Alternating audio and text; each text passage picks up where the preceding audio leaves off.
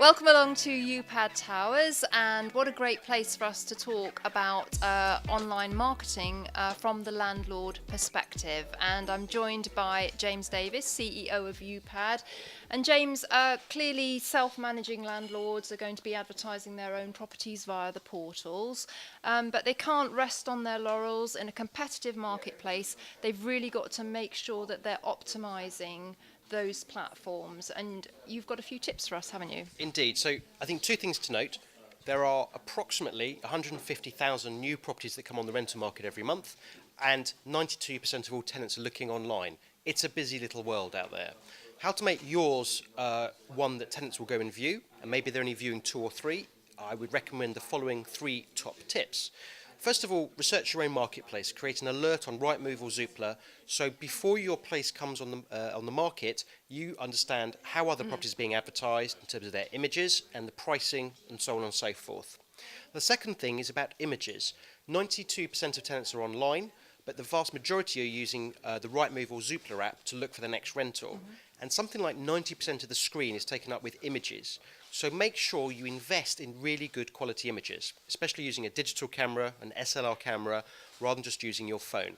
If you don't know how to use them or upload them, Upad will do it for you for £85 plus VAT, regardless of where your property is and how big the property is. But it's probably your best investment you can ever make, and clearly you can reuse them every time your property becomes available. The next bit is that if you're in a crowded space, and the alerts that you have set up that I just mentioned will alert you, no pun, to this, about if you're in a crowded space. And what I mean by this, if there's 12 or more properties that you're competing with that are similar price in a similar location, you want to make your property stand out over all others, and you can do this by advertising it as a premium listing. Now, the guys in the office at Upad can tell you more about it, but in essence, it makes the ad bigger and bolder. There's 3 images rather than 1, and it creates more of a standout, so it drives eyeballs to your ad compared to the other 12 that you are arguably competing with. So it's a useful thing if you are in a busy environment place. And I think those are the 3 top things I would recommend people do in today's marketplace. As a bit of a sideline, the time that you advertise a property is also quite crucial in today's market. Quite a lot of tenants are realising over the weekend they need to move in, say, 3 weeks' time. So as soon as they come in the office on a Monday morning, they're looking for their next rental.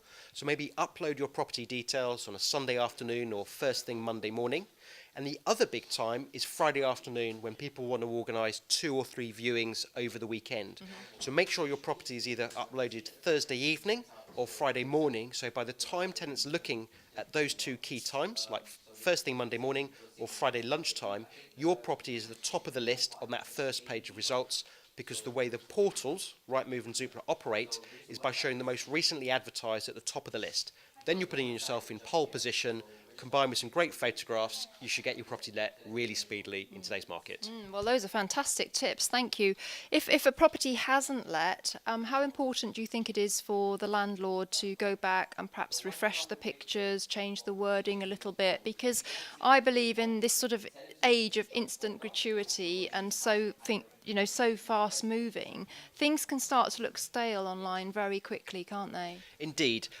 What I would actually recommend is not to be too focused about price. It's actually more about presentation, how your property looks, that doesn't get people clicking on it and then organising a viewing off the back of it. One of the biggest things is the photographs. Make sure you lead with an internal shot of your property, maybe the living room or the kitchen, for example. And it may be worth just dressing that kitchen or that lounge to make it look really presentable. Or if it's the bathroom, make sure there's nice white fluffy towels and the fancy soap and so on, so that it looks really, really appealing, rather than just a dirty, messy kitchen or bathroom, for example. Yes, change the order of your photographs is quite important, but try and make it look as appealing as you possibly can. And something that is dressed or furnished looks far more appealing on the eye than just an empty room. I actually let a property of mine fairly recently, which we'd just renovated, and I actually got 2 lots of photographs done just to test. One lot of photographs where the property was completely unfurnished, and one where I completely dressed it, made the bed, bedside tables, lampshades, etc. And the one where we fully dressed it got 4 times more inquiries because it's just easier on the eye for people to get. So it's something to consider when you're advertising your property of how it looks, and to create that appeal is really, really important. No, I totally agree. And the great thing about it is that you only have to pay once for the photographs to be produced, and then you can use them in perpetuity. Exactly. And next time your place becomes available, you've got your description done, you've got your photographs already, you have those alerts set up to keep you informed, which means you can reevaluate your rental, staying the same up or down, and you're basically ready to go. But having everything there is really important, so it looks amazing as soon as you put it on the market, rather than having images missing, for example.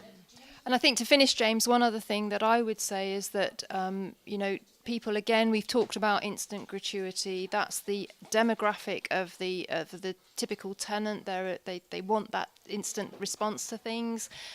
Landlords must be prepared to answer their phone, answer emails quickly, and so on, because if they don't, that tenant will go elsewhere. It's a really good point, Vanessa, and I'm really pleased that you brought it up. I did a mystery shopping exercise for Rightmove. I was asked to present at one of their events, and I inquired about 10 rental properties. 7 of those 10 rentals from high street agents never came back to me as a tenant to organise a viewing. That is just so unacceptable. We've put a lot of systems and processes in place at Upad, so whether a tenant calls us or fills out the inquiry form on Rightmove or Zoopla, they literally get an answer back straight away, and we answer the phone, which is really important in today's market. But the landlord has a responsibility too. And in particular, 39% of all tenants inquire outside of normal office hours.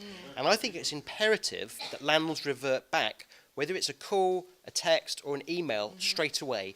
Even if you're just saying, I'm doing a block viewing on Tuesday at 6 o'clock and another block viewing on Saturday at 2 o'clock, and allow people to go, when they're in that zone, looking for their next rental, so that you're one of the 2 or 3 that they're organising a viewing of, and it's front of mind whilst they're actively looking.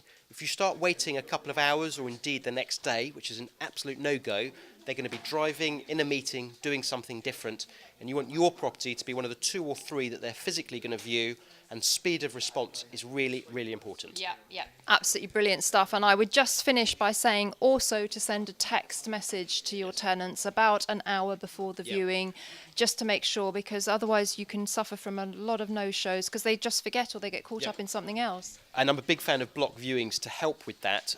It sort of artificially creates more demand for your property, but also should 1 or 2 not turn up, it doesn't matter. We need to be very conscious about our time in today's marketplace, and the idea of doing 10 different viewings at 10 different times, I don't see the need for that. Doing maybe 1 or 2 after work during the week and 1 session on the weekend will generally suffice, and you should be able to get your property let from maybe 10-15 viewings done within 2 or 3 block viewings, and then away you go.